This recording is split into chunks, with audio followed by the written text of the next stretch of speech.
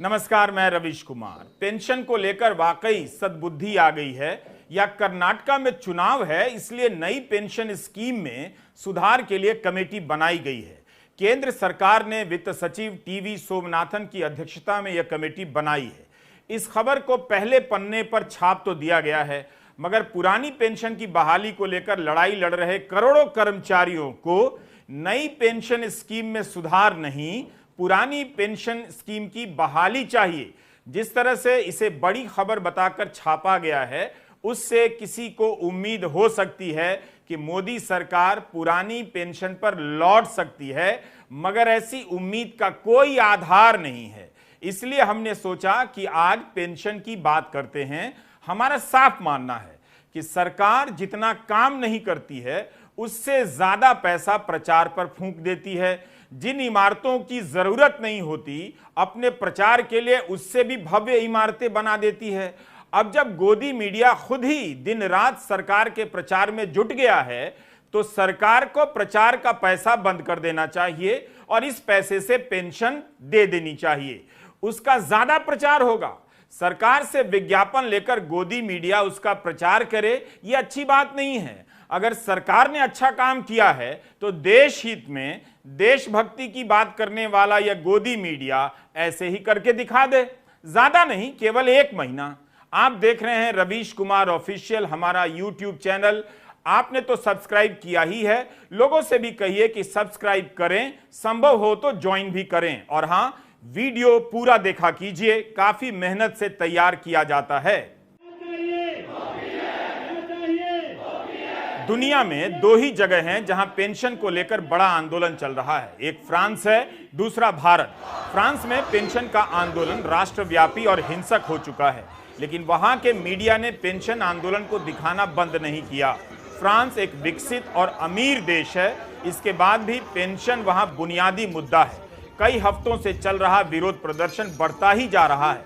राष्ट्रपति मैक्रों के पसंदीदा रेस्तरां में लोगों ने घुस के हल्ला मचा दिया।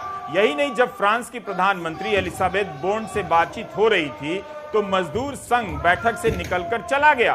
फ्रांस की यूनियन ने 11वीं बार हड़ताल का ऐलान कर दिया है। दूसरी तरफ भारत में भी पुरानी पेंशन की बहाली को लेकर कई साल से हर महीने आंदोलन कहीं ना कहीं चल रहे होते हैं। समय समय पर अलग अलग राज्यों में नई पेंशन नीति के खिलाफ विरोध प्रदर्शन होते रहते हैं, मगर गोदी मीडिया इन प्रदर्शनों को नहीं दिखाता है। भारत में यह आंदोलन पूरी तरह से अहिंसक और लोकतांत्रिक तरीके से चल रहा है। इसके बाद भी इनकी मांग पर चर्चा नहीं होती। 2004 के बाद नौकरी में आए लोगों के रिटायर होने के बाद उनकी क्या आर्थिक स्थिति है, इस पर कहीं कोई रिपोर्टिंग नहीं है। इसलिए आज हमारी इस पर त्वरित टिप्पणी है। मोदी सरकार नई पेंशन स्कीम में सुधार के लिए कमेटी बना रही है, मगर पुरानी पेंशन स्कीम की बहाली के लिए नहीं है। क्या यह कमेटी पुरानी पेंशन की वापसी का रास्ता बनाती है? कमेटी को जो काम दिया गया है उससे बिल्कुल नहीं लगता।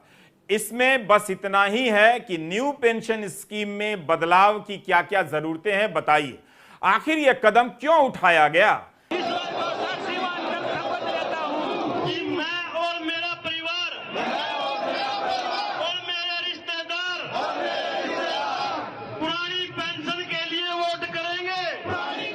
कर्नाटका में विधानसभा चुनाव हो रहे हैं।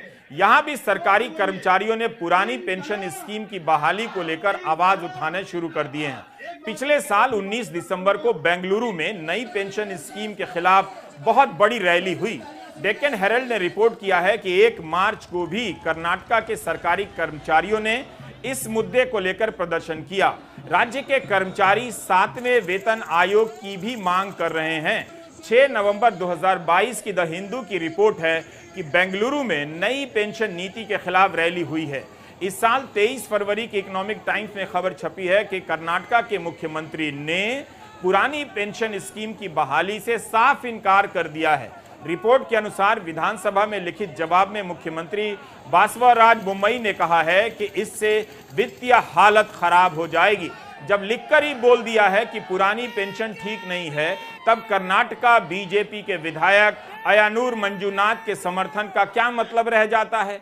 मंजूनाथ ने पुरानी पेंशन की बहाली के आंदोलन का समर्थन किया है। कर्नाटका कांग्रेस के चुनावी अभियान समिति के अध्यक्ष एमबी पाटिल ने ओपीएस के पक्ष में बयान दिया है। हम सब की मांग पुरानी पेंशन है और संघर्ष की वजह से 5 राज्यों में सफलता भी मिली है। अभी केंद्र सरकार ने जो एनपीएस पर कमेटी बनाई है, ये हमारे संघर्ष का परिणाम है, दबाव है, ये बात सही है।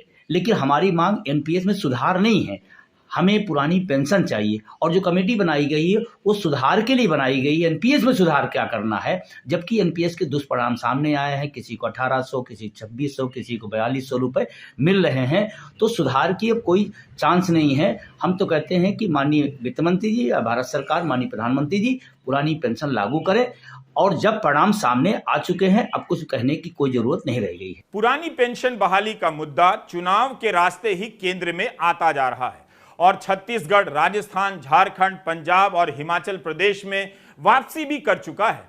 कांग्रेस ने इस मुद्दे को राजनीतिक समर्थन और पुरानी पेंशन को लागू करना शुरू कर दिया, तो अब आम आदमी पार्टी भी इस होड़ में शामिल है। पंजाब में भी पुरानी पेंशन स्कीम को लागू करने का वादा किया है और अब आम आदमी पार्टी कर्नाटका में भी इसका वादा कर रही है।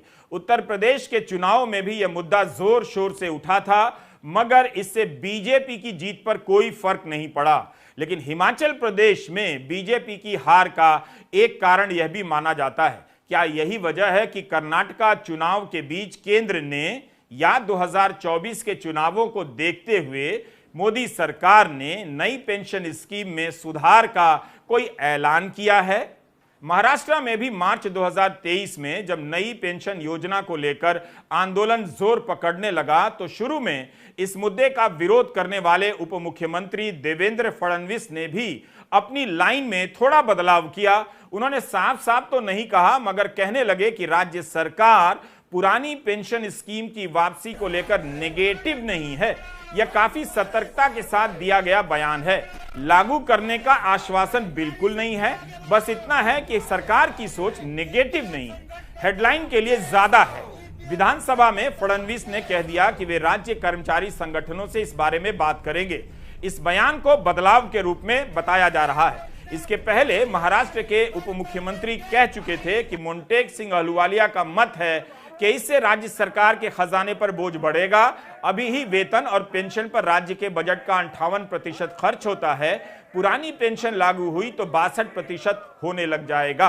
राज्य के मुख्यमंत्री एकनाथ शिंदे इस मामले पर पॉजिटिव रुख अपनाने का दावा करते हैं, लेकिन यह मुद्दा अब बीजेपी को परेशान कर रहा है। ऐसा लगता है हर चुनाव में बीजेपी इस मुद्दे को टालती रही है, लेकिन अब कई चुनावों के बाद उसके लिए टालना मुश्किल लगता है। इसलिए बीजेपी इस मसले में पॉजिटिव होने के नाम पर बयान दे रही है। मगर पॉजिटिव होना क्या होता है? अगर यह मुद्दा सही है तो बाकी राज्यों की तरह सीधे लागू कर दीजिए। कहने के लिए तो संघ समर्थित संगठन भारतीय मजदूर संघ भी पुरानी पेंशन स्कीम की बात करता है, लेकिन उनके संगठन से सरकार और बीजेपी को कोई असर नहीं पड़ा।